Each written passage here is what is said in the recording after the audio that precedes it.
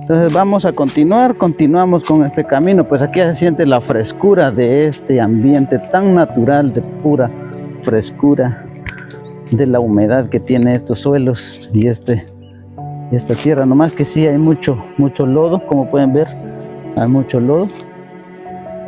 Algo anda por ahí. Algo anda por ahí. ¿Qué será? Son monos.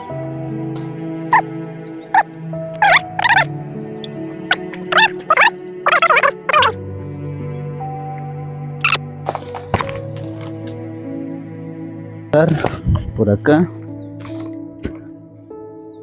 Pues tratar de pasar aquí y encontramos este hermoso lugar. Miren qué belleza. Aquí las mujeres lavan todavía.